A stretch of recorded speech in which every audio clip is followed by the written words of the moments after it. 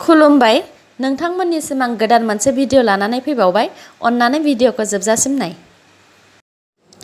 Jorhat medical college and हस्पिटालनिफ्राय doctor Shankar Jyoti Parasar आरो doctor Priyanka चांमाया मैया रिजाइन होदों। बिसोर डक्टर सानैया कभिड-19 नि थाखाय अभार डिउटिजों गोबां प्रेसार मोननानै आरो गावसिनि देहाखौबो नायनानै रिजाइन होदों। अल आसाम स्टुडेन्टस इउनियना 1600 फरेनार्स ट्रिब्युनेलाव सेलेक्ट जानाय केन्डिडेटफोरनो थाबैनो एपइन्टमेन्ट होनो थाखाय स्टेट गभर्नमेन्टनाव दाबि दैखांदों। बे एग्जामआ 11 आगस्ट 2019 आव कन्डाक्ट खालामजादोंमोन आरो बिनि रिजाल्टखौबो 19 सेप्तेम्बरावनो होदोंमोन, नाथाय आसाम गभर्नमेन्टआ बिनि एपइन्टमेन्ट लेटार्सखौ दासिमबो होआखै। अल आसाम स्टुडेन्टस इउनियना आसामाव इलिगेलै फरेनार्सफोर हाबफैनायखौ आसाम गभर्नमेन्टआ सिरियासलि लायाखै होननानै दायबो होदों। चिरां डिस्ट्रिक्टनि इन्डिया भुटान बर्डाराव आलान बसुमतारी मुंनि सिखारिखौ थनै मैदेर हाथाइजों लोगोसे हमनो मोन्दों। मैदेर हाथाइनि अजना 10 केजि। चिरां पुलिसनि मथेबा बिखौ दादगिरि एरियायाव हमनो मोन्दों आरो बिनि न'आ 2 नं खाग्राबारियाव। धुब्रि बिलासिपारायाव इलिगेलै लांनाय जौजों बुंफबनाय गंसे ट्राकखौ पुलिसफ्रा नेशनेल हाइवे नम्बर 3 आव हमनो मोन्दों।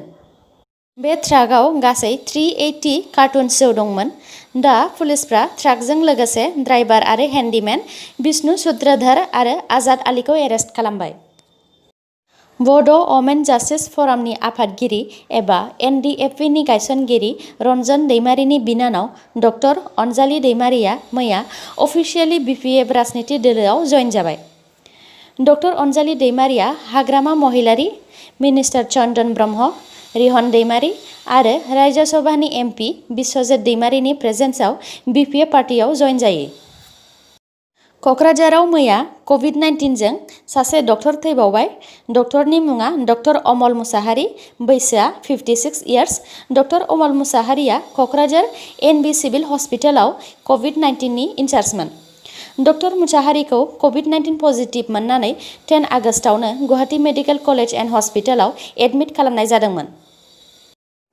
मैया महाराष्ट्रनि रायगड़ डिस्ट्रिक्टआव गंसे 5 तालानि बिल्डिं बायनानै 15 जन दुखु मोनदों आरो 50 जननि बाराखौनो बिल्डिंजों होसिनजानायनि सन्देह खालामदों।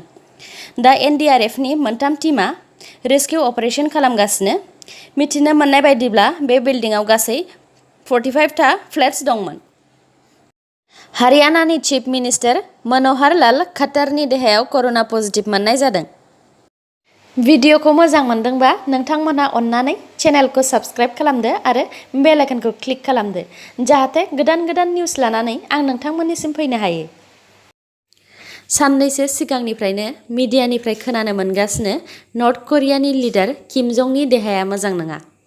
बिनिखायनो रिसेन्टलि बियो देशखौ सलायनो थाखाय गावनि सिस्टारनोनो होदोंमोन।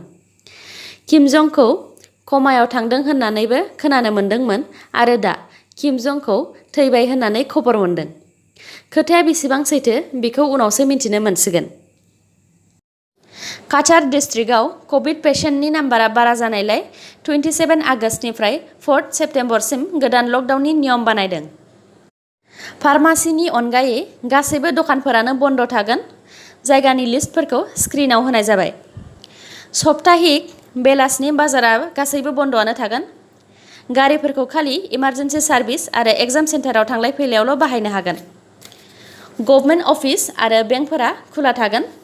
खुलुमग्रा जायगाया बन्द थागोन।